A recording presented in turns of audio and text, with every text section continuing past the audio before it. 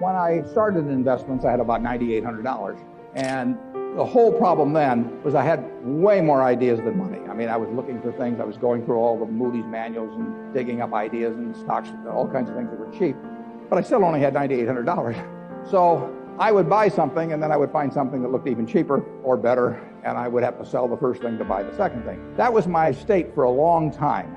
Now, in the late 1960s, I wound up my partnership because I couldn't find things, but that's because the whole market had gone crazy. And at that time, I was working with about $100 million in the partnership when I wound up the partnership. But $100 million wasn't an unmanageable amount of money. It's just that the market itself was just offering nothing. And so I sent the money back to my partners. But the most important thing to learn is how to value a business. It's also the toughest to explain. You look for certain things that allows you to narrow it down. If I'm a basketball coach, and I see a guy, and I'm walking on the campus here, and I see somebody 7 feet tall, I'm interested. Now, he may not be coordinated. We may not be able to keep him in school. He may be robbing, stores at night or something, but he's still the right guy to be looking at. I mean, we can work with this guy. So I am interested in 7-footers, maybe 6'10". And if I see some guy that's 5'3", and he comes up to me, and he's dribbling away, and he's telling me, doing fancy moves, and he says, "Coach," and I said, "I'm your guy." I say, "Yeah, but you get in there against these 7-footers, I'm not sure he'll be dribbling exactly the same way. I'm going to skip it." He may be a wonderful prospect and all that, but I'm not interested. So I am looking for things, signals, that tell me in investments what height and a few things might tell me if I was a basketball coach. In the end, what I'm going to buy is the business where I feel extremely certain about the competitive advantage, extremely certain about the integrity and ability of the management, and where I think the discounted flow of the cash that business will produce over time makes sense in relation to its current price. You really are looking for a business where you see the future. And that's why we don't get in tech. It isn't that I don't love the computer and think it's doing all kinds of things for society. I just don't know what it's going to look like in terms of who's going to be selling what to whom and at what prices and against whom and all of that sort of thing 10 years from now. Whereas I know that people are going to be chewing Wrigley's chewing gum in 10 years. People sitting in front of a computer chewing gum will not behave way differently than people chewing gum, in this audience as we talk. I mean, there are certain things that won't be affected. Gillette razor blade. 70% of the value worldwide of razors and blades is Gillette.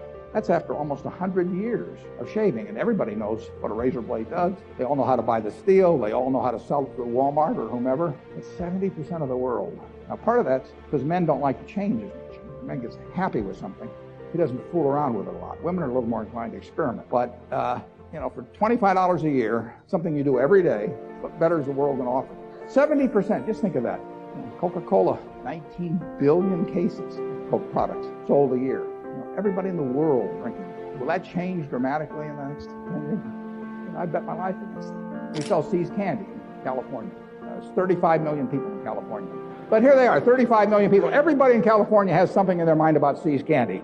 What candies are in your mind? Number one candy bar, Snickers. Number one candy bar 10 years ago was Snickers. Number one candy bar 20 years ago was Snickers. People don't fool around with candy bars.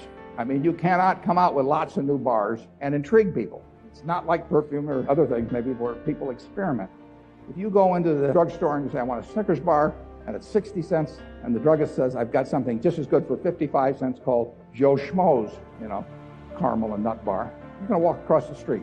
Now, when you walk across the street for a product, then you got a business. I mean, that is the test. Where a nickel doesn't make a difference. There is no good way to compete with Snickers. You want something where price competition is not solely going to be the determining factor. And that's true of razor blades. It's true of Snickers. It's true of See's candy. It's true of Coca-Cola. And there's a lot of things of which it isn't true. That mode is differentiation of product, differentiation of service, differentiation of location, whatever it may be. That's essential. One of the things I did in school, I'd go back and read papers from all the earlier panics and booms and so on. It's just people make the same mistakes over and over again. And they're enormously subject to a herd instinct. And they will go crazy, and it helps in going crazy to have some sort of an excuse that sounds like it's different this time. But the truth is, if I've got $10 in my pocket that I received as a dividend from a business, it doesn't make any difference whether that came from Wrigley's chewing gum or from an internet company. The money spends the same. So the test of a business is not whether it does something glamorous, something new. It's how much cash it's going to produce over time. It's the only test. Investing is laying out money to get more money later on, if I lay it out otherwise. And the money doesn't know where it comes from. Where it comes from may determine something about the enduring competitive advantage and all that sort of thing. But money made from an internet company is no different from money made from a textile company or from a candy company or anything else. So anything new, it was uranium in the 50s, it was computer leasing in the late 60s. I mean, all kinds of things come along where rising prices coincide with glamour. And after a point, the rising prices themselves become the rationale for buying. People may dress it up in other forms in their mind, a little more respectable intellectually, but what they're really doing is they're just getting excited. And they will always get excited. I mean, greed and fear are the big things in markets. And you will see in your lifetime greed and fear at different points that equal anything you've seen in the past. The human race does not get smarter in that respect, and they won't. That's a cheerful message. I mean, I want you to understand, you will get a chance to profit from others' folly in a huge way, and the trick is to profit from it, not participate in it. The proper temperament is far more important in successful investing than points of intellect. If you've got a reasonable intellect and the right temperament, you'll get very rich. And if you've got the wrong temperament for it, you'll get done in at some point.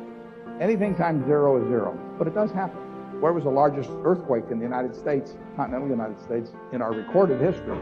It was in New Madrid, Missouri. Now, nobody down at New Madrid is sitting there worrying about another 8.4 or something, but it was an extraordinary event. In fact, there were 3 of them in about a 2-month period. The improbable happens. And in financial markets, the improbable happens far more often than people think by running statistical regressions and so on. 5 sigma events aren't 5 sigma events. You just have to keep your sanity, basically. If you just always write down on a piece of paper, if you're buying stock in a company, whether it makes widgets or it's an internet company and it has 100 million shares out and selling at 10, you say, I am buying XYZ at $1 billion. You're buying the business because, and then just list down the reasons. If more people did that, you won't have bubbles, but they won't do it. They'll give in exactly the same emotions that people have for centuries and centuries and centuries. Like I say, that's what makes incredible opportunities in the stock market. That's why stocks frequently have a high that's twice the low in a given year when everybody knows a business doesn't change in value like that except under unusual circumstances.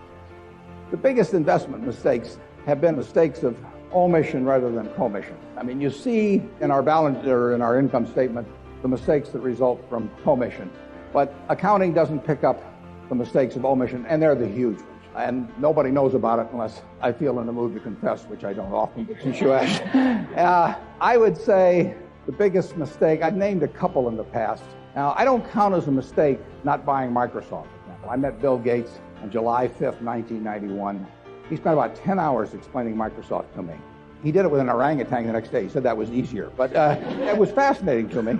And I knew he was a terrific guy and a terrific manager, and Microsoft was a terrific company. So I went back and bought 100 shares just to keep track of it. But I didn't know enough to make the decision. I really didn't know what other people were doing in the field. So it was outside of what I call my circle of competence. And the important thing in investing is not how big your circle is, it's knowing where the perimeter is so that you stay within the circle. And that costs billions of dollars, never shows up in our financial statements. An example I use more often now, more recent, was I set out, this is even worse, I set out to buy 100 million shares pre-split, 200 million shares of the present stock of Walmart about 5 or 6 years ago. It was at $23 a share, so it would have cost us $2 billion free if we bought it.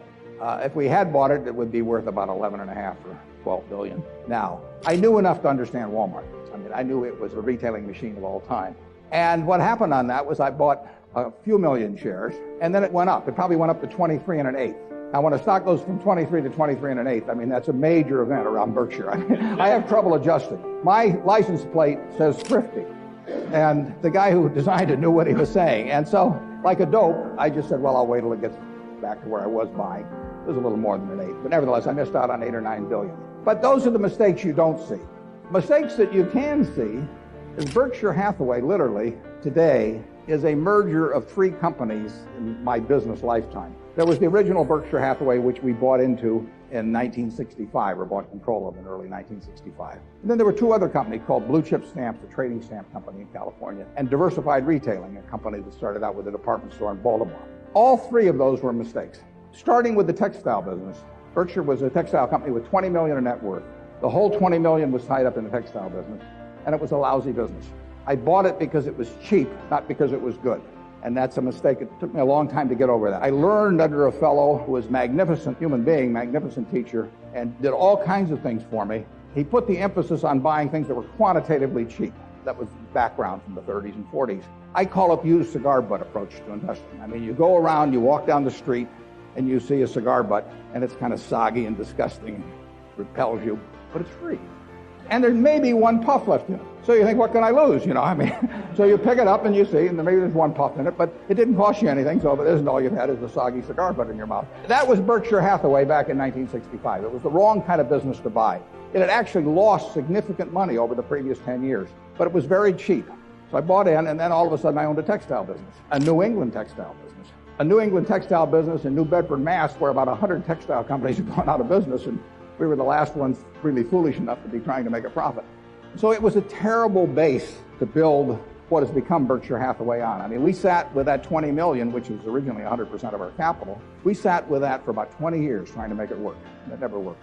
So if I'd done the things subsequently we did in insurance and See's Candy and all kinds of other businesses, and done it from scratch and not put them in Berkshire, maybe Gates would have to move over.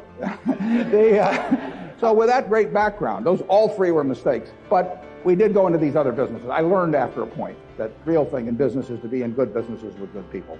And that's what works. And it's much more important than trying to buy something cheap. It may work okay occasionally, but it's no way to build a business over time. I don't dwell on them in the least. It doesn't make any difference. I mean, I've been having fun the whole time, and I'll continue to have fun. And actually, if you played golf and you scored a hole-in-one on every hole, it wouldn't be an interesting game after a while. I mean, if it had some magnet in the hole someplace and the ball automatically went to it, you'd give up golf. It's much more fun to play the game, par threes, par fives, occasionally hit one in the rough, and so on. It's a lot of fun. As the years have gone by and the capital I've been working with has increased, there's fewer and fewer opportunities. So I never have to sell anything now to raise money to buy something else. It just doesn't happen that way. Now I've got more money than ideas, and it'll probably stay that way. So I would say that when you're in a position with relatively little capital, you sell something when you find something that offers you more for your money, or about which you're sure. I mean, if two things are equally cheap, but you feel one is 100% certain you really understand the business, and the other you got 80% certainty, you go with the one you're certain of. If you're in my position, you basically don't sell. Very seldom. Now, looking back, we should have sold some things when the bubble was on because the valuations got so high that even if we'd sold, they were good businesses, but they just were at ridiculous prices. So with hindsight, that would have been thing to do. But I don't feel terrible about that because the money would have gone into cash and we might have bought them back cheaper, but we might not have. And generally speaking, if you've got a lot of capital, you're not going to find that many wonderful ideas. If you look at the fortunes that are made in this country, generally they've been by owning a good business for a long period of time. That's not the worst thing in the world. And that's the way people who joined with me in the 50s and 60s, they held on, a number of them. They might have danced around, and Berkshire was too high at certain times. They might have tried to sell it and buy it back, but usually that doesn't work very well. So I would say that if you lose confidence in the management or the business, you sell. There's no sense owning something where the competitive advantage is gone or where you think the management is bad news. You may wish to sell if the price gets too high, but that's more optional. First two you should do. The third is somewhat optional. But if you're working with small sums of money, and I was finding things initially that were selling at like 2 times earnings, good businesses. And so if I found something at 2 times earnings and I owned something at 3 times earnings, I sold the 3 times to buy the 2 times. Looking back, I should have borrowed a little money and kept both, but that wasn't my style.